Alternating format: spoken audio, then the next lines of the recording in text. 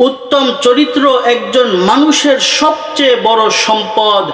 মুসলমানের সবচেয়ে গুরুত্বপূর্ণ আমল হচ্ছে নামাজ, রোজা, হজ, যাকাত, পর্দা সব ঠিক আছে, কিন্তু আমার আচরণ, আমার ব্যবহার, আমার কথা এবং কাজের কারণে অনেকজন কষ্ট পায়। তাহলে আমি আমার পুণ্যগুলো এমন পাত্রে জমা করছি যার কোনো তলা নেই।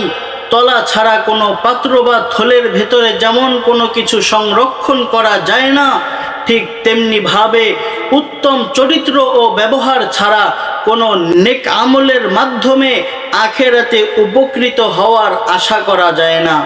ছোটদেরকে স্নেহ এবং বড়দেরকে সম্মান করা, হাসি মুখে কথা বলা, অন্যের সুবিধা ও চাহিদার প্রাধান্য দেওয়া এবং সবাইকে আপন মনে করে চলার সুন্দর অভ্যাসগুলো আয়ত্ত করতে পারলে আমার নেক আমলের প্রকৃত যথার্থতা বজায় থাকবে ইনশাআল্লাহ।